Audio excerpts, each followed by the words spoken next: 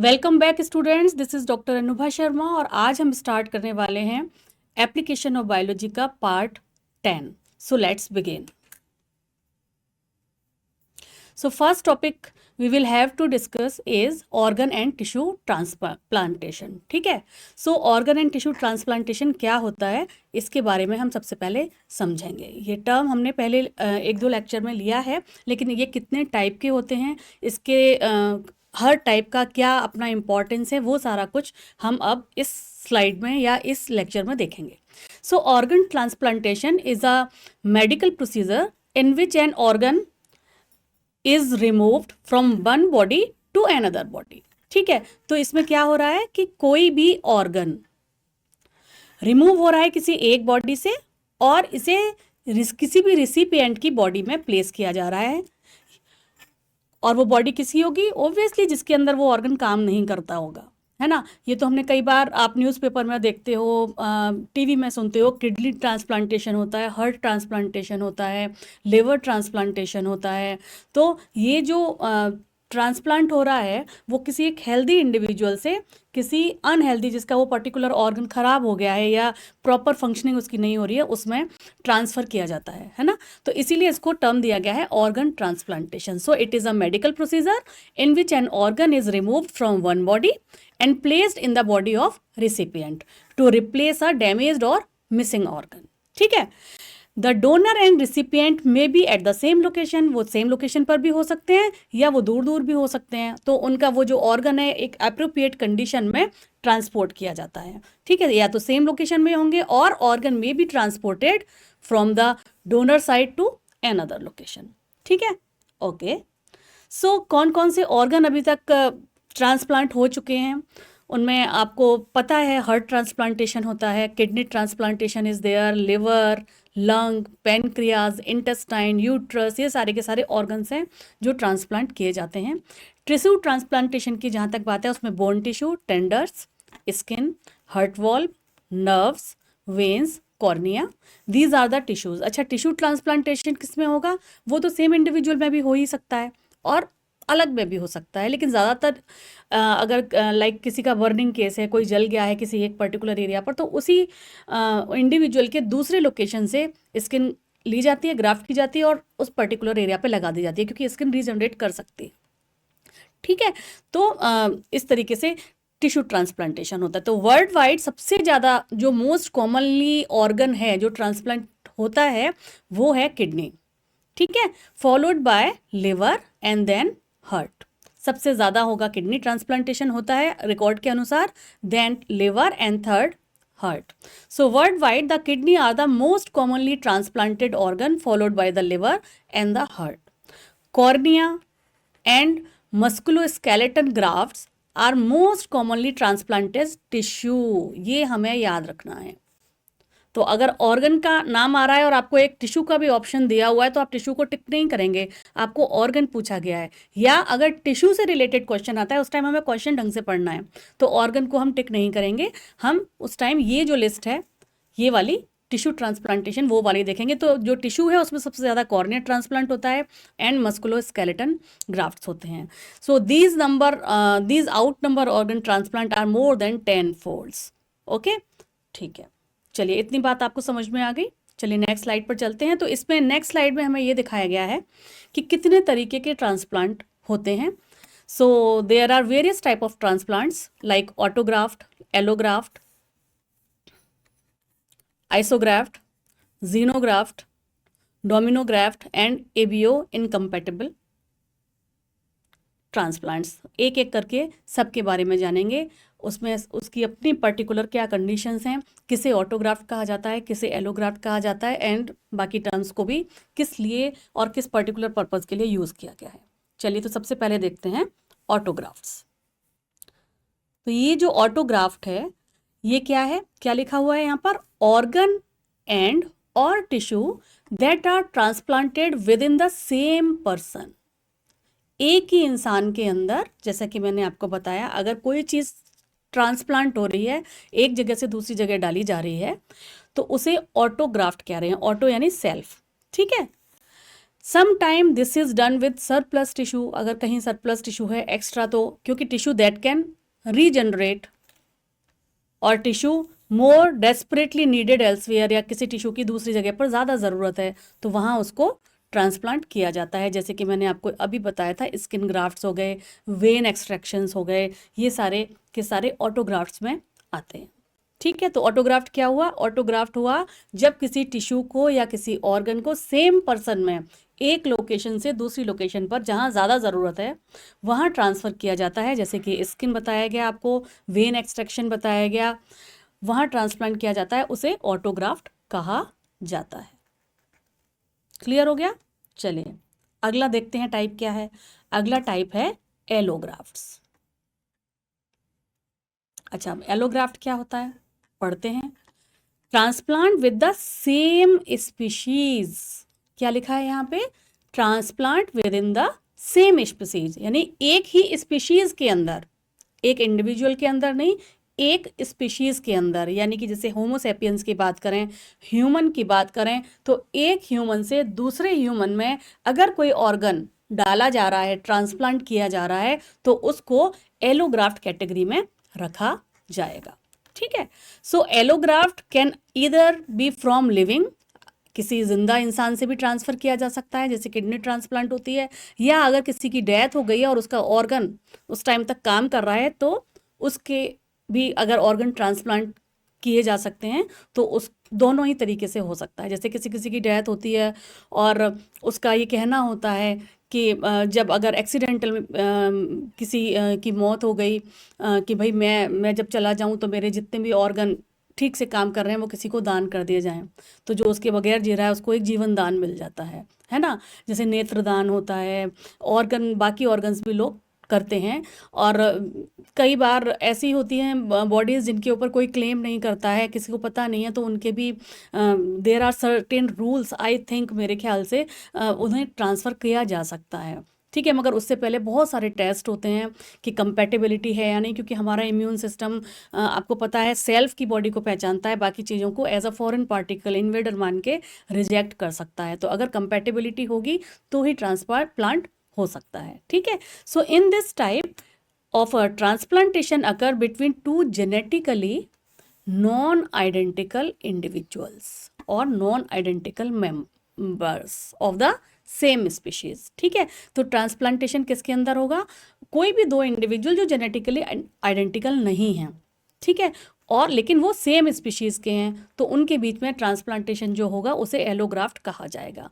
Most human tissue organ transplants are allograft, जो ज़्यादातर होते हैं वो एलोग्राफ्ट की कैटेगरी में आते हैं। जैसे कि किडनी ट्रांसप्लांट होती है, लिवर ट्रांसप्लांट होता है, लंग्स भी कभी कभी ट्रांसप्लांट होते हैं, हार्ट भी होता है। तो उस तरीके का ये जितने भी हैं, क्योंकि one individual to another individual of the same species, उसे एलोग्राफ्ट कहा जाता है। Due to the genetic difference between the donor organ and the recipient, the recipient immune system will identify the organ as foreign. जैसे कि मैंने आपको बताया था कि रिसिपिएंट का इम्यून सिस्टम केवल सेल्फ को पहचान रहा है। अगर उसकी बॉडी ने जो किसी दूसरे इंडिविजुअल का ऑर्गन ट्रांसप्लांट किया गया है, अगर उसे एज अ फॉरेन पार्टिकल मान लिया, तो वो क्या करेगा? रिसिपिएंट की जो बॉडी है उसको रिजेक्ट कर देगी, क्योंकि वो उसको एज अ फॉरेन पार्टिकल मान रही है, तो उसके खिलाफ बहुत सारी एंटीबॉडीज़ बन जाएंगी और वो उसको डिस्ट्रॉय करना शुरू कर देगी। तो उतना सक्सेसफुल ट्रांसप्लांट नहीं हो पाएगा। इसीलिए इस रिस्क को मैनेज करने के लिए बहुत सारे लेवल पर, जैसे कि मैंने आपको बताया, इम्यूनोलॉजिकल टेस्ट होते हैं। ये देखा जाता है एंटीबॉडी लेवल क्या है, दोनों में सिमिलैरिटी है या नहीं। ब्लड ग्रुप्स में और भी तरीके के टेस्ट होते हैं इम्यूनोलॉजिकली। अगर वो एक्सेप्ट कर रही होती है, रिजेक्शन के चांसेस कम होते हैं, तभी वो उन सारे टेस्ट के बाद एक इंडिविजुअल से दूसरे इंडिविजुअल में कोई भी जो ट्रांसप्लांट है वो किया जाता है। ठीक है, चलिए अगला टाइप है आइसोग्राफ्ट। आइसोग्राफ्ट जो है ये एक तरीके का सब टाइप है एलोग्राफ्ट का। क्यों? क्योंकि इसमें भी सेम स्पीशीज में ट्रांसप्लांटेशन हो रहा है और इसमें ज़्यादा सही हो रहा है। क्यों? क्योंकि ये जेनेटिकली आइडेंटिकल रिसिपिएंट्स के बीच में हो रहा है। अब ये पिक्चर देखकर आप समझ तो गए ही होंगे कि ये क्या है, दोनों ट्विन्स हैं, ट्विन सिस्टर हैं। तो जब जेनेटिकली आइडेंटिकल हैं डोनर एंड रिसिपिएंट तो रिजेक्शन का सवाल नहीं उठता, है ना। तो एन आइसोग्राफ्ट बल्कि हमें कहना चाहिए an allograft in which organ और tissue are transplanted from donor to a genetically identical recipient. Genetically identical या आइडेंटिकल ट्विंस हैं, उनके बीच में अगर कोई ट्रांसप्लांटेशन हो रहा है तो उस एलोग्राफ्ट की कैटेगरी को कहा जाएगा आइसोग्राफ्ट। ठीक है। So isograft are differentiate from other type of transplants because while they are anatomically identical to allografts, they do not trigger an immune system. Immune system को ही ट्रिगर नहीं करेंगे क्योंकि बॉडी उनका जेनेटिकली वो एक जैसे हैं तो उसको एज अ फॉरेन पार्टिकल नहीं मानेगी। तो do not trigger N immune system, ये हमें याद रखना है। ठीक है, डेफिनेशंस तो हमें सारी याद रखनी है, क्यों रिजेक्ट करता है, क्यों रिजेक्ट नहीं करता है, वो सारे कंसेप्ट आपको यहाँ पर क्लियर हो रहे होंगे, तो ध्यान से सुनिए। अगला टाइप है ट्रांसप्लांटेशन का ज़ीनोग्राफ्ट और ज़ीनो ट्रांसप्लांटेशन। इसमें क्या होता है? A xenograft is a transplant of organ और tissue from one species to another. यहाँ पे ये बात इंपॉर्टेंट है, एक स्पीशीज से दूसरी स्पीशीज में अगर कोई ऑर्गन या टिश्यू ट्रांसप्लांट हो रहा है तो उसको ज़ीनोग्राफ्ट कहा जाएगा। जैसे कि आपको पता है पिग का हार्ट वॉल्व बहुत ज़्यादा ट्रांसप्लांट होता है ह्यूमंस में। ठीक है, it is quite common and ये बहुत सक्सेसफुल भी है। ऐसे ही fish to non human primates में पेनक्रियाटिक आइलैंड्स भी पेनक्रियाटिक सेल्स ट्रांसफ़र होते हैं। ऐसे ही फिश टू ह्यूमन में भी इन दिनों रिसर्च चल रही है। ठीक है, तो दो अलग अलग स्पीशीज़ का कोई ऑर्गन अगर एक स्पीशीज़ से दूसरे स्पीशीज़ में सक्सेसफुली ट्रांसप्लांट हो जाता है और वो सक्सेसफुली काम कर रहा होता है तो उसको ज़ीनोग्राफ्ट कहा जाता है। ठीक है, तो ये जो हमने अभी तक डेफिनेशंस पढ़ी, जो ट्रांसप्लांटेशन के टाइप पढ़े, उसमें हमने सबसे पहले क्या पढ़ा? ऑटोग्राफ्ट पढ़ा, राइट। और इसमें क्या था? ये जो इंडिविजुअल है इसका टिश्यू इसी के अंदर ट्रांसप्लांट हो जाएगा from one part of body to another, यानी कि ट्रंक से आर्म पर चला जाए या कहीं पे भी अगर बर्निंग सेंसेशन है या कुछ भी है। एलोग्राफ्ट अब एलोग्राफ्ट कौन सा है? एलोग्राफ्ट ये है जब दो इंडिविजुअल्स पर, यानी कि एक इंडिविजुअल से दूसरे इंडिविजुअल पर of the same species, means person X to person Y. देखिए कितने अच्छे से यहाँ पर बताया हुआ है। ठीक है, तो ये हो गया, ये सबसे ज़्यादा कॉमन है, एलोग्राफ्ट कहते हैं। मगर हमें वही जो मैंने आपको बताया कंपैटिबिलिटी टेस्ट करने होते हैं इम्यूनोलॉजिकल लेवल पर ताकि बॉडी रिजेक्ट ना कर दे। Isograft, it is in between the two genetical identical twins, monozygotic twins जो होंगे, जो बिल्कुल समान होंगे जेनेटिक लेवल पर भी, उनके बीच में जो होगा उसको आइसोग्राफ्ट कहेंगे। ज़ीनोग्राफ्ट क्या है? जैसा कि मैंने आपको बताया डिफरेंट स्पीशीज़ के बीच में है, जैसे पिग टू ह्यूमन। ये पिग है, इसका हार्ट वॉल्व ट्रांसफ़र हुआ ह्यूमन में, उसे ज़ीनोग्राफ्ट कहा जाएगा। इस पिक्चर के माध्यम से भी आपको सारे कंसेप्ट क्लियर हो गए होंगे। सो चलिए नेक्स्ट स्लाइड पर चलते हैं। इसके अलावा और कौन कौन से ट्रांसप्लांट होते हैं? तो वो है domino transplants. A domino transplant occur when patient A need lungs, but the best treatment is to give the patient a heart and lung combination. ठीक है, since patient A heart was good, it can be transplant into patient B, which need only heart. Then this type of transplantation is known as domino transplantation. क्या मतलब था? Domino transplantation में जैसा कि ये देखिए, ये पिक्चर देखिए, रिसिपिएंट 1 ये है, रिसिपिएंट 2 ये है। तो क्या बताया जा रहा है डोमिनो ट्रांसप्लांटेशन में? यहाँ पर दो पेशेंट हैं, एक है पेशेंट ए, इसको पेशेंट ए मान लेते हैं और इसको बी मान लेते हैं। ठीक है, तो ये यहाँ पर बताया जा रहा है कि अगर पेशेंट ए में लंग्स की ज़रूरत है, लेकिन बेस्ट ट्रीटमेंट ये रहेगा कि उसको लंग और हार्ट दोनों ट्रांसप्लांट कर दें। तो उसका लंग तो ठीक था, ठीक है, तो हार्ट तो ठीक था, लंग ही खराब था। तो हार्ट ठीक है, तो जिसको हार्ट की ज़रूरत है उसका हार्ट जब हटा ही रहे हैं तो दूसरे को दे दिया जाए। तो इस तरीके को जब दो लोगों के दो रिसिपिएंट हो जाते हैं यहाँ पर, उसे डोमिनो ट्रांसप्लांटेशन कहते हैं। जैसे देखिए यहाँ पर ये डोनर लिवर जो है इसको ट्रांसप्लांट किया, ठीक है, और इसका जो लिवर था वो रेसिपिएंट 2 को दे दिया जिसका लिवर खराब था पूरी तरीके से। यहाँ पर वो वाला पिक्चर है, और हम इस केस में जो यहाँ पर बताया जा रहा है, जैसे कि सिस्टिक फाइब्रोसिस एक डिजीज होती है, सिस्टिक फाइब्रियोसिस, ये एक रेस्पिरेटरी डिजीज होती है जिसमें कि रेस्पिरेटरी सिस्टम प्रॉपर काम नहीं करता है, लंग्स में दिक्कत होती है। ठीक है, तो जब ये रेस्पिरेटरी डिजीज है, उसका लंग ढंग से काम नहीं कर रहा है, तो लंग को अकेले अगर ट्रांसप्लांट करते हैं, कर सकते हैं, लेकिन अगर लंग और हार्ट को एक साथ करेंगे तो वो ज़्यादा सक्सेसफुल होगा अकॉर्डिंग टू डॉक्टर्स। तो हार्ट उसका सही था, तो हार्ट किसी ऐसे को दे देना जिसका हार्ट प्रॉपरली काम नहीं कर रहा है। तो यहाँ पर 2 रिसिपिएंट होंगे, recipient A and recipient B. As the recipient original heart is usually healthy, it can then be transplanted into the second recipient in need of the heart transplant, thus making a person with cystic fibrosis a living heart donor.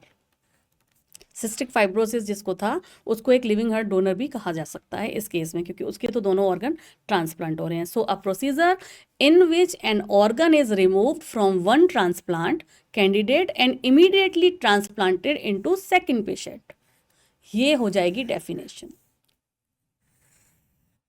ठीक है, तो वो procedure जिसमें एक organ किसी एक transplant candidate से निकाला जाता है, ट्रांसप्लांट कैंडिडेट से, यानी कि उसमें कुछ तो ट्रांसप्लांट हुआ है और उसका एक पर्टिकुलर ऑर्गन किसी दूसरे में लगा दिया जाता है। तो इस तरीके के सक्सेसफुल को, जहां पर 2 रिसिपिएंट होते हैं और ट्रांसप्लांट जिसके अंदर हुआ है वो एक्ट एज अ डोनर की तरह भी काम कर रहा होता है, उसे डोमिनो ट्रांसप्लांट्स कहते हैं। ठीक है, क्लियर हो गया? चलिए नेक्स्ट स्लाइड देखते हैं। The last type of transplants is ABO, incompatible transplants. ABO, इससे आपको ये तो समझ में आ रहा है कि यहाँ पर ब्लड ग्रुप्स की बात हो रही है ना। तो जो हमारे यंग चिल्ड्रंस होते हैं, बिल्कुल न्यू बॉर्न बेबी, 6 महीने से उनका इम्यून सिस्टम डेवलप होना शुरू होता है और 2-3 साल तक डेवलप होता है, बल्कि काफ़ी बड़े तक भी धीरे धीरे मेमोरी सेल्स बनती रहती हैं। तो जो यंग चिल्ड्रंस होते हैं उनका इम्यून सिस्टम प्रॉपर तरीके से डेवलप नहीं होता है। जो 1 साल के हैं, 12 महीने के हैं या 2 साल के हैं, do not have well develop immune system, so it is possible for them to receive organ from otherwise incompatible donors. तो क्योंकि उनका इम्यून सिस्टम डेवलप नहीं है, तो उनके अंदर अगर उनको खुदा ना खास्ता इस तरीके की कोई बीमारी है कि उनका कोई चीज़ ट्रांसप्लांट करनी पड़ जाएगी, तो उनके अंदर अभी इनकम्पैटिबल डोनर्स हैं, वो मतलब वो एक्सेप्ट कर सकते हैं, उनकी तो अभी सेल्स बनी नहीं है उतनी इम्यून सिस्टम की, वो रिकॉग्नाइज करे कि फॉरेन है कि सेल्फ है ना। तो उनके अंदर ये पॉसिबिलिटी होती है कि वो इस तरीके के ऑर्गन्स को रिसीव कर पाएँ, तो उसको ABO इनकम्पैटिबल ट्रांसप्लांट्स कहते हैं। ठीक है, so this is known as ABO incompatible या ABOI transplantation. So these kind of people, mainly young childrens, receive organs from incompatible donors. ठीक है, चलिए ऑर्गन डोनर जो भी होगा, इट मे बी लिविंग, वो जिंदा हो सकता है, या वो ब्रेन डेड हो सकता है। कई बार डॉक्टर्स डिक्लेयर करते हैं कुछ पेशेंट्स को कि ब्रेन डेड है, इनका ब्रेन काम नहीं कर रहा, बाकी सारे शरीर के ऑर्गन काम कर रहे हैं। उस टाइम फैमिली मेम्बर डिसाइड कर लेते हैं कि ठीक है भाई, जब ब्रेन काम नहीं कर रहा तो हम दान करना चाहेंगे। ऐसे ही किसी का हार्ट काम नहीं कर रहा है, बाकी चीज़ें काम कर रही हैं, तो डिसाइड किया जाता है कि ठीक है, इसके ऑर्गन्स बाकी जितने भी नीडी लोग हैं उनको ट्रांसप्लांट किया जा सकता है। ठीक है, tissue may be recovered from donor who die of circulatory death as well as brain dead up to 24 hour. उनकी हार्ट बीट जो है उनके 24 घंटे तक मतलब ट्रांसप्लांट किया जा सकता है। Unlike organ, most tissue can be preserved and store for up to 5 years. ज़्यादातर टिश्यू 5 ईयर्स संभाल के रखे जा सकते हैं। कॉर्निया के अलावा, कॉर्निया शायद या कुछ घंटे या 1 दिन, मुझे एग्जैक्टली याद नहीं है, कुछ टाइम तक रहता है, और उसके बाद हर ऑर्गन की अपनी अपनी एक टाइम लिमिट है कि वो कब तक सब माना जाएगा कि उसके अंदर मतलब वो लिविंग फॉर्म में है या नहीं है। ठीक है, तो यहाँ पर आपको बताया गया, इतना डिटेल आपको अभी इस लेवल पर जानने की ज़रूरत भी नहीं है, लेकिन हाँ, जैसे कि इन्होंने कहा कि ज़्यादातर टिश्यू एंड ऑर्गन 5 साल तक आप उसको स्टोर कर सकते हैं और ट्रांसप्लांट कर सकते हैं। Transplantation rise a number of bioethical issue including definition of death, कब हुआ था, कंसर्न है या नहीं, ऑर्गन ट्रांसप्लांट करने के लिए पेमेंट कैसे होगा, ये सारे के सारे बायोएथिकल इशू भी ट्रांसप्लांटेशन के साथ बहुत सारे उठते हैं जिनको सॉल्व किया जाता है। अदर एथिकल इशू लाइक कभी कभी लोग जो है मेडिकल टूरिज्म पर आते हैं या सोशल इकोनॉमिक कॉन्टेक्स्ट में भी इस तरीके की बातें होती हैं, और ऑर्गन टेरिफिंग भी बहुत होती है, क्योंकि किडनी, कई बार आपने देखा होगा कि किडनी गैंग था, डॉक्टर्स मिले हुए थे, अब वो क्या होता है क्या नहीं, लेकिन कुछ नीडी लोग होते हैं जिन्हें पैसों की ज़रूरत होती है, तो वो अपने ऑर्गन बेचने का काम करते हैं। तो इस तरीके के सोशल एथिकल इश्यूज़ भी हैं गवर्नमेंट के सामने, जिसको सॉल्व करने के लिए गवर्नमेंट हमेशा आगे अग्रसर रहती है, और इसके लिए कई सारे कानून भी बने हुए हैं। ठीक है, so this is also the ethical issue of not holding out false hope to the patient, कि भाई आपको मिलेगा, ऑर्गन नहीं मिलेगा, या भाई सक्सेसफुल ट्रांसप्लांट होगा या नहीं होगा। बहुत तरीके के इसमें गाइडलाइंस होती हैं जिनको फॉलो भी करना होता है। चलिए, अगला टॉपिक है transplant rejection. Transplant medicine is one of the most challenging and complex area of modern medicine. Some of the key area of medical management are the problem of transplant rejection, during which the body has an immune response to the transplant organ, possibly leading to transplant failure and the need to immediately remove organ from the recipient. When possible, transplant rejection can be reduced through serotyping to determine most appropriate donor recipient match and through the use of immunosuppressant drug. यहाँ पर क्या बताया जा रहा है? यहाँ पर ये बताया जा रहा है कि ट्रांसप्लांटेशन मेडिसिन जो है वो मॉडर्न मेडिसिन या मेडिकल साइंस की सबसे मॉडर्न ब्रांच है जिस पर काम किया जाता है, क्योंकि बॉडी कई बार एलोग्राफ्ट कैटेगरी में ज़्यादातर आ रहे हैं, मैंने आपको बताया, one human to another human, तो रिजेक्ट होती हैं चीज़, ट्रांसप्लांट किया है और वो रिजेक्शन हो गया तो इमीडिएटली उसको वहाँ से निकालना पड़ेगा उस ऑर्गन को, अगर उस पर्टिकुलर रिसिपिएंट को सर्वाइवल फॉर्म में रखना है तो।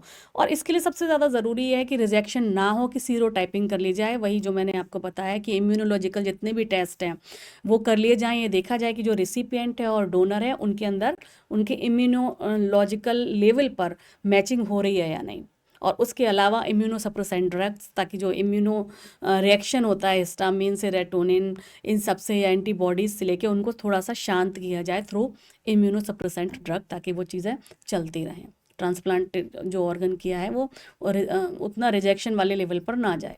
ठीक है, अब अगला टॉपिक जो यहाँ पर हम डिस्कस करने वाले हैं इस पर्टिकुलर लेक्चर में, that is community health. Community health क्या होती है? कम्युनिटी एक कम्युनिटी है कई सारे लोगों की, है ना, और उसकी हेल्थ के बारे में यहाँ पर बात की जा रही है, यानी कि ब्रॉडली जो एक पर्टिकुलर कम्युनिटी है उसको हेल्थ के बारे में अवेयरनेस देना, किसी ऐसी बीमारी के बारे में बात करना जो कि पूरी कम्युनिटी में अचानक फैल जाती है। कई बार देखा है आपको, जैसे कि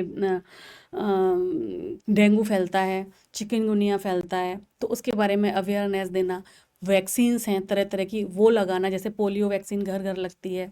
हाँ, इसके अलावा ओवर पॉपुलेशन होने से हम कैसे बच सकते हैं, यानी कि फैमिली प्लानिंग के बारे में बात करना, यानी कि जनरल जो कम्युनिटी हेल्थ के लिए जितने भी इम्पॉर्टेंट आस्पेक्ट हैं उसको इस हेडिंग के अंतर्गत पढ़ा जाता है। ठीक है, so community health refer to simple health service that are delivered by a layman outside the hospital and the clinic. Community health is also a subset of public health that is taught and practiced by clinician as a part of their normal duties. Community health is a major part of study within a medical and clinical science which focus on the maintenance, protection and improvement of the health status of a population or a group or a community. ठीक है, वही बात होगी ना, एक पूरी की पूरी कम्युनिटी या एक पर्टिकुलर एरिया के जो लोग हैं अगर किसी बीमारी से अचानक ग्रसित हो रहे हैं तो उसके बारे में उनको अवेयरनेस देना और उसके लिए पर्टिकुलर इंतज़ाम भी करना। जैसे कि इसको 4 हेडिंग्स में डिवाइड किया गया है। पहला है प्रिवेंटिव हेल्थ सर्विस, जैसे ट्यूबरक्लोसिस के लिए है, chemo prophylaxis for tuberculosis, cancer screening, treatment of diabetes, hypertension, ये प्रिवेंटिव हेल्थ सर्विस में आएगा। अगला है प्रमोटिव हेल्थ सर्विस, इसमें हेल्थ एजुकेशन के बारे में उनको बताना, वैक्सीनेशन के बारे में बताना, फैमिली प्लानिंग के बारे में बताना, है ना, न्यूट्रिएंट सप्लीमेंट्स के बारे में बताना।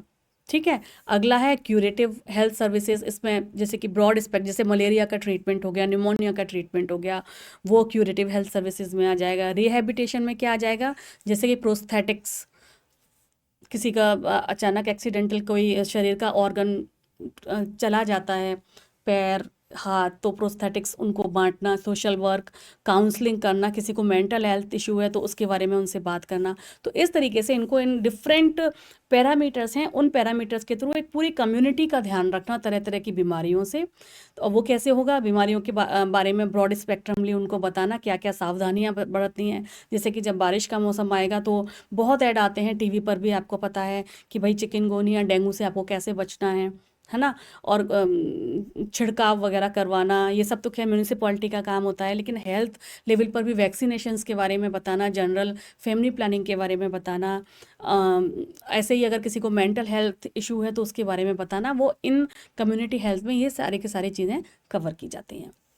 इसको मेज़र कैसे किया जाता है कम्युनिटी हेल्थ को, through geographic information and demographic data के थ्रू इसको मेज़र किया जाता है। ठीक है, geographic informative system can be use to define sub communities when neighbourhood location data is not enough. ठीक है, चलिए अब अगला जो टॉपिक है जो हम इस लेक्चर में डिस्कस करेंगे, जिसके बारे में ज्ञान प्राप्त करेंगे, वो है ब्लड बैंक। तो ब्लड बैंक क्या होता है, ये दोनों पिक्चर्स में आपको पता चल रहा है। इसमें एक पर्टिकुलर कोई भी बंदा है जो कि ब्लड डोनेट कर रहा है, और यहाँ पर डॉक्टर उसको अब एक पर्टिकुलर कंडीशन पर, टेम्परेचर कंडीशन पर उसको स्टोर करते हुए दिखाई दे रही हैं। सो ब्लड बैंक क्या है, it may be an organisation और a centre where blood collect, separate, test and store blood until a patient need. So a blood bank collects, blood को कलेक्ट करती है, सेपरेट करती है उसके पार्ट्स को, उनके लिए टेस्ट करती है और ब्लड को तब तक के लिए स्टोर करती है जब तक कि किसी पेशेंट को उसकी ज़रूरत नहीं है। So a blood bank is where blood gathered as a result of blood donation. जब कोई ब्लड डोनेट करता है तो उसके ब्लड को प्रॉपर कंडीशंस में स्टोर करके रखना और प्रिजर्व करना जब तक कि उसको दोबारा किसी रिसिपिएंट को ज़रूरत नहीं है, ब्लड ट्रांसफ्यूजन की ज़रूरत नहीं पड़ रही है। ठीक है, तो कैसे होता कैसे है ये ब्लड बैंक में कैसे आता है और कैसे प्रोसेस किया जाता है, इसके बारे में जानते हैं। तो पहला स्टेप क्या होगा, the first step is the blood banking process. Blood banking process is known as collection. ठीक है, most blood bank rely on voluntary blood donor. ज़्यादातर लोग वॉलेंट्री अपने आप ही ब्लड डोनेट करते हैं। During a typical blood donation blood is collected about, एक बार में 450 ml करीबन कलेक्ट किया जाता है, और कुछ छोटी छोटी ट्यूब्स में भी उनकी टेस्टिंग होनी होती है, इसलिए अलग भी कलेक्ट किया जाता है। ठीक है, तो ये जो ट्यूब्स हैं, the tube and the donation are labelled with the donor information, किसने दिया है, कब दिया है, क्या एज थी, वगैरह वगैरह, जो भी उनको रिक्वायर्ड इन्फॉर्मेशन है वो वहाँ पर लिखी जाती है, और फिर उस ब्लड को प्रोसेसिंग के लिए या टेस्टिंग के लिए भेज दिया जाता है। तो पहला क्या हुआ, ब्लड को कलेक्ट किया गया और एक बार में 450 ml किया गया, और उसके साथ छोटी छोटी ट्यूब में भी कलेक्ट कर लिया गया। जिसने भी डोनेट किया है उसकी प्रॉपर इन्फॉर्मेशन लिखी और फिर उसको टेस्टिंग के लिए भेज दिया गया, जहाँ पर पूरे ब्लड को सबसे पहले क्या किया, सेंट्रीफ्यूज किया। Whole blood is centrifuged while which separate it into many components that patient may need, like RBC अलग की, प्लेटलेट्स अलग की, एंड प्लाज्मा अलग किया। ठीक है, वाइट ब्लड सेल्स को ज़्यादातर रिमूव कर देते हैं। क्यों कर देते हैं, क्योंकि वो क्या है, वाइट ब्लड सेल ही हमारे इम्यून सिस्टम का पार्ट है जो मेनली डिफेंस के लिए ज़रूरी है ना। तो वो कभी कभी रिएक्शन ना कर दे रिसिपिएंट के ब्लड के साथ, इसलिए वाइट ब्लड सेल को उससे अलग कर दिया जाता है। फिर जो डोनेशन जिसने भी किया है, while the donation is being process the blood test tube are sent for screening. और इस स्क्रीनिंग में क्या किया जाएगा, कंपोनेंट्स अलग किए, और फिर स्क्रीनिंग में डिफरेंट टाइप ऑफ डिजीज़ जो कि ब्लड से फैल सकती हैं उनके बारे में पता लगाया जाता है कि कहीं इस जिस व्यक्ति ने ये ब्लड दिया है उसको इस तरीके की कोई बीमारी तो नहीं थी। अदरवाइज अगर वो इन्फेक्टेड ब्लड हम दूसरे को चढ़ा देंगे तो उसके अंदर भी वो बीमारी हो जाएगी।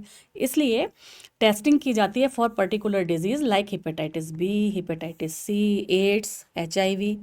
ठीक है, इस सब के बारे में भी डायग्नोसिस की जाती है। If any of the test is positive, अगर कोई भी टेस्ट पॉजिटिव आ गया, donor will be notify and blood will not be used. ठीक है, during the test stage the blood is also type for ABO। कौन सा ग्रुप है इसका, इसका RH फैक्टर कौन सा है, RH पॉजिटिव है, RH नेगेटिव है। ठीक है, तो इतने काम किए जाते हैं, उनके कंपोनेंट्स को अलग करना सेंट्रीफ्यूज करके, उनकी बीमारियां जो ब्लड बॉर्न हैं और जो कि बहुत ही लीथल हैं उनके बारे में पता लगाना, अगर निकल आता है तो डोनर को भी बताना और उसके ब्लड को यूज़ नहीं करना, ब्लड टाइपिंग करना, ABO में से कौन सा ग्रुप है, RH फैक्टर पॉजिटिव है या नेगेटिव, ये सारा का सारा एनालिसिस भी होता है। और उसके बाद जब ब्लड की पूरी तरीके से स्क्रीनिंग हो जाती है, प्रोसेसिंग हो जाती है, इसको फिर 42 डेज़ के लिए, कितने दिन के लिए, 42 डेज़ के लिए स्टोर किया जाता है जब तक कि इसकी ज़रूरत ना पड़ जाए। A blood bank ensure that hospital is safe, reliable blood supply for patient in need। ठीक है, ताकि उसमें प्रॉपर स्टोरेज के लिए जो जो हमें फैसिलिटीज़ चाहिए, जो बहुत ही ज़रूरी हैं कंडीशंस ब्लड को स्टोर रखने के लिए उस हॉस्पिटल में हैं या नहीं, वो सारा का सारा वो पहले चेकआउट करते हैं और उसके बाद हॉस्पिटल को दिया जाता है रखने के लिए जिस भी पेशेंट को ज़रूरत है उनके लिए। ठीक है, तो ये सारा कुछ था ब्लड बैंक के बारे में। अब हमारा जो लास्ट टॉपिक है इस पर्टिकुलर लेक्चर का, that is related to mental health. तो मेंटल हेल्थ होती क्या है, सबसे बड़ा क्वेश्चन ये बनता है यहाँ पर कि मेंटल हेल्थ क्या है। तो वर्ल्ड हेल्थ ऑर्गेनाइजेशन, जिसे WHO भी कहते हैं, इसके अनुसार mental health as a state of mental wellbeing, what is this, mental wellbeing that enable people to cope with the stress of life, realize their ability, learn well, work well and contribute to their society। Mental health क्या है, अगर mentally कोई भी person अगर healthy है तो उसको अपनी वेलबींग के बारे में पता होना चाहिए। लाइफ में जो छोटे मोटे स्ट्रेस आते हैं, बड़े स्ट्रेस आते हैं, उसको वो किस तरीके से हैंडल कर रहा है। ठीक है, उसको वो स्ट्रेस उसके ऊपर हावी तो नहीं हो रहा, उसको अपनी जिम्मेदारियों के बारे में पता है या नहीं, वो अच्छे से चीज़ें लर्न कर पा रहा है, वो अच्छे से काम कर पा रहा है, कम्युनिटी में उसकी जो भी ज़रूरतें हैं वो उसको कर पा रहा है, तो वो मेंटली हेल्दी व्यक्ति कहा जाएगा। ठीक है, so mental health is an integrated part of the health. it is more than the absence of mental illness, it is the foundation of well-being and effective functioning of an individual। Mental health बहुत ही ज़्यादा हमारी health के लिए important part होता है। हालांकि हमारी society में अगर किसी को, मैं आजकल ख़ास तौर से इतना ज़्यादा वर्कलोड, ऑफिसेज में वर्कलोड है या लाइफ में और तरीके के इतने स्ट्रेसेस हैं और अकेलापन इतना ज़्यादा है, क्योंकि because of this mobile and TV, mobile में इंटरनेट एंड इसके, लोग ज़्यादातर मोबाइल पे रहते हैं। मोबाइल पर उनके हज़ारों दोस्त होंगे और अगर असलियत में देखा जाएगा तो उनके निकल के 5-6 दोस्त भी निकल के नहीं आएंगे जिनके साथ वो बातें कर सकें। 4 लोग अगर इकट्ठे हुए हैं तो चारों अपने अपने मोबाइल्स देखेंगे, आपस में बात नहीं करेंगे, यानी वो अपनी चीज़ें, अपनी बातें शेयर नहीं करना चाहते हैं। तो उससे क्या होता है, जो लाइफ के स्ट्रेस हैं वो उनके ऊपर ही हायर होते जाते हैं, हावी हो रहे हैं। हावी होते होते होते क्या होता है, वो उनको मेंटली परेशान करते हैं।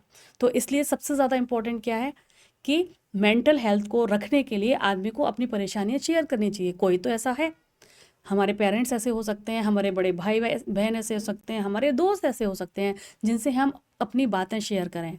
अगर हम अपनी बातें शेयर नहीं करेंगे या किसी भी प्रेशर को, चाहे वो वर्क प्रेशर है, चाहे वो जॉब प्रेशर है, या जैसे टीनेजर्स के कल के लेक्चर में बताया था कि परफॉर्मेंस प्रेशर है, उसको इतना अपने ऊपर हावी ना होने दें, क्योंकि हर इंसान को भगवान ने अपने अपनी कैपेबिलिटी के अनुसार बनाया है और उसके अंदर एक बहुत ही अच्छी खूबसूरत बात दी है कि वो किसी एक चीज़ में बहुत अच्छा है, तो आप उस चीज़ को करिए जिसमें आप बहुत अच्छे हैं। आप ये, जैसे मैंने कल आपको सचिन तेंदुलकर और लता मंगेशकर जी का एग्जाम्पल दिया था, अगर दोनों के प्रोफेशन चेंज कर दिए जाएं तो दोनों तो फेल है ना, क्योंकि वो बैटिंग अच्छा करते हैं, वो गाती अच्छी थी, सॉरी। ठीक है, तो वो तो अलग हो जाएगा। तो जो इंसान जिस चीज़ में बढ़िया है वो उसको करे। किसी भी तरीके का स्ट्रेस अगर किसी ने लिया तो उसको फिर मेंटल हेल्थ उसकी थोड़ी सी परेशान हो जाती है, और उससे फिर वो व्यक्ति किसी तरीके के डिप्रेशन में जा सकता है, एंजाइटी में जा सकता है, और फिर उसको उससे कोप अप करने के लिए काफ़ी मेहनत करनी पड़ती है। ठीक है, so mental disorder are now among top leading cause of health burden worldwide. पूरी दुनिया में मेंटल हेल्थ जो है टॉप हेल्थ बर्डन है इन दिनों, और इसके ऊपर बहुत ज़्यादा ध्यान देने की ज़रूरत है। मेंटल हेल्थ में देखिए, मैंने ये जो पिक्चर बताई है इसमें किस तरीके की परेशानी हो सकती है। लोग अगर बहुत ज़्यादा स्ट्रेस ले रहे हैं तो उन्हें एनजाइटी हो रही है, डिप्रेशन हो रहा है, इलनेस हो रही है, एंटी डिप्रेसेंट ले रहे हैं लोग उससे बचने के लिए। और कभी कभी हेल्प लेनी चाहिए, चाहे आपको अपने दोस्तों की लेनी पड़े, अपने पेरेंट्स की लेनी पड़े, और चाहे आपको किसी साइकोलॉजिस्ट की लेनी पड़े, उसमें क्या हुआ। लेकिन एक जो हमारी सोसाइटी में एक ये जो हवा बना हुआ है कि अगर किसी को मेंटल स्ट्रेस है तो वो इंसान पागल हो गया, दिस इज़ वेरी रॉन्ग। और इसको बहुत अच्छे पढ़े लिखे लोग भी एक माइंड सेट करके बैठे हुए हैं, जबकि ये बिल्कुल सही नहीं है। हमारे 90% से ज़्यादा लोग कभी ना कभी अपनी लाइफ में किसी ना किसी स्ट्रेस से गुजरते हैं। अब वो उसको हैंडल कैसे करेंगे, वो हैंडल तभी करेंगे जब आपके आसपास का जो एनवायरनमेंट है वो पॉजिटिव होगा, आप फ्रेंडली होगा, आप अपनी बातें कह पाओगे। ठीक है, तो बजाय इसके कि हम ज़्यादा से ज़्यादा इंटरनेट पर रहें, सोशल मीडिया पर अपने दोस्त बनाएं, हमें एक्चुअल वाले दोस्त अपने बनाने चाहिए। हमें एक्चुअल अपने पेरेंट्स के साथ बॉन्डिंग अच्छी रखनी चाहिए, अपने भाई बहनों के साथ रखनी चाहिए, ताकि यदि हम किसी भी तरीके के स्ट्रेस में हैं तो खुल के उनसे बात कर सकें। सबसे पहले तो ये बीमारी ऐसे दूर होगी। ठीक है, तो कौन कौन से फैक्टर हैं मेंटल हेल्थ के, उसके बारे में हम बात करते हैं। सबसे पहला है बायोलॉजिकल फैक्टर। बायोलॉजिकल फैक्टर में अगर देखा जाए तो जेनेटिक्स, यानी कि किसी किसी की फैमिली हिस्ट्री होती है मेंटल हेल्थ डिसऑर्डर की, तो उसके अंदर रिस्क ज़्यादा होता है। किसी किसी का क्रोनिक इलनेस अगर पता चल गई है, न्यूरोलॉजिकल किसी को प्रॉब्लम है, तो उसको भी ये दिक्कत हो सकती है। ठीक है, साइकोलॉजिकल फैक्टर्स कौन से हैं, किस किस को मेंटल हेल्थ की परेशानी हो सकती है, कि अगर किसी को अर्ली लाइफ में एक्सपीरियंस कुछ सही नहीं हुए, किसी तरीके का ट्रॉमा लगा है, कुछ अचानक या अब्यूज़ हुआ है या नेग्लेक्टेड रहा है अपनी चाइल्डहुड में, तो उसको मेंटल हेल्थ इश्यू हो सकते हैं। किसी तरीके का चाइल्डहुड में कुछ भी ऐसा ट्रॉमा लगना जो उसको उस एज में बर्दाश्त नहीं कर पाया, अचानक किसी के कुछ हादसा हो जाए, किसी के पेरेंट्स खुदा ना खास्ता किसी का एक्सीडेंट हो जाए, या किसी की डेथ हो जाए जिससे वो बहुत अटैच था, या सेक्सुअल अब्यूज़ हो जाए, तो या चाइल्डहुड में बिकॉज ऑफ एनी रीज़न अगर उसको नेगलेक्ट किया जाए उसके परिवार में, तो उसको मेंटल हेल्थ इशू हो सकते हैं। ऐसे ही पर्सनैलिटी ट्रेट, जैसे कि certain personality characteristics may take individual more susceptible to mental health challenges. Environmental stress कौन से होंगे, जैसे कि अगर कोई सोशल इकोनॉमिक स्ट्रेस, गरीबी है जैसे पोवर्टी, अनएम्प्लॉयमेंट, उससे इंसान स्ट्रेस में रहता है। फाइनेंशियल स्ट्रेस अगर बहुत ज़्यादा है किसी के ऊपर, तो ये एनवायरमेंटल फैक्टर में आएगा। ऐसी सोशल सपोर्ट, अगर बहुत ज़्यादा सपोर्टिव नेटवर्क नहीं है अगर किसी का, तो उसको मेंटल हेल्थ इशू हो सकता है। जैसे कि मैंने आपको बताया कि हमारा जो आसपास के लोग हैं उनके साथ अगर हमारा जितनी अच्छी बॉन्डिंग होगी, वर्चुअल लोग नहीं, सोशल मीडिया के लोग नहीं, जो एक्चुअली आपके आसपास हैं, उनके साथ अगर आपकी हेल्थ होगी और आप उनके साथ अपनी बातें शेयर करेंगे, तो आप काफ़ी ये फैक्टर्स कम हो जाएंगे। ऐसे ही एक्सपोजर टू ट्रोमा, अगर किसी तरीके का वायलेंस आपने एक्सपीरियंस किया हुआ है, कुछ accidents, natural disaster, these are the certain disease, certain causes of environmental factor. Access to health care, limited access to mental health. अच्छा, हो रहा है वो एक अलग बात है, लेकिन अब चलिए पहले फैक्टर्स ही देख लेते हैं, उसके बाद मैं अपनी ये वाली बात कहूँगी। लाइफ स्टाइल फैक्टर्स में कौन कौन से हैं, लाइक बहुत ज़्यादा सब्सटेंस एब्यूज़, यानी कि अल्कोहल, ड्रग, इन सब को अगर किसी को एडिक्शन हो गया, ज़्यादा लेने की आदत पड़ गई, तो वो मेंटल हेल्थ को ट्रिगर कर सकता है, उसको डिसऑर्डर हो सकती है। डाइट एंड एक्सरसाइज, अब बैलेंस डाइट ज़रूरी है। अगर बैलेंस डाइट एंड एक्सरसाइज नहीं है, रेगुलर फिटनेस नहीं है, तो भी मेंटल वेलबींग पर प्रभाव पड़ता है। Sleep, insomnia, sleep disturbance disorder, अगर किसी का नींद पूरी नहीं हुई है तो भी उसका मेंटल इलनेस डेवलप हो सकती है। देख रहे हैं आप कितनी छोटी छोटी छोटी छोटी बातें हैं यहाँ पर। अगर हम उन छोटी छोटी बातों का, डाइट, एक्सरसाइज, स्लीप, है ना, एल्कोहल, ड्रग अब्यूज़, हमें पता है वो ठीक नहीं है, अगर इन सब चीज़ों का भी हम ख्याल नहीं रखेंगे, या जो इंडिविजुअल ख्याल नहीं रख पाते हैं या ज़्यादा लंबे टाइम तक चलती है और साथ में आपको किसी ना किसी तरीके का स्ट्रेस है, तो वो स्ट्रेस आपके ऊपर हावी हो जाता है। Chronic stress, ongoing stress from work, relationship और अदर सोर्सेज। ठीक है, सोशल फैक्टर कौन से हैं? डिस्क्रिमिनेशन, एक्सपीरियंसिंग डिस्क्रिमिनेशन और stigma related to race, gender, sexual orientation, है ना, ये भी आजकल बहुत ज़्यादा इश्यूज़ हैं। उसके चलते भी लोगों को बहुत से मेंटल इलनेस का सामना करना पड़ता है, उनकी मेंटल हेल्थ ख़राब हो जाती है। अच्छा, मेंटल हेल्थ में चैलेंजेस कौन कौन से हैं? सबसे पहला तो चैलेंज है स्टिग्मा। अगर किसी ने बताया कि मुझे ये मेंटल हेल्थ इशू हो रहा है, तो उसे सबसे ज़्यादा डर इस बात का लगता है कि मैंने अगर बताया तो लोग मुझे पागल ही समझने लगेंगे, जबकि मेंटल हेल्थ इज़ डिफरेंट। और वो जो स्टेज, एक जो सोशल हमारे उसमें बना हुआ है कि लोग हंसेंगे और ये कहेंगे अरे ये तो मेंटल है या मेंटल हेल्थ प्रॉब्लम है इस बंदे को, तो इसलिए लोग बताते नहीं हैं और अकेले अकेले झेलते रहते हैं और उसके कारण वो एकदम अलग हो जाते हैं और अलग होकर उनके साइकोलॉजी पर प्रभाव पड़ता है। Mental health patient often refine from seeking medical assistant due to pervasive stigma surrounding their conditions. This can be deep isolating psychological impact.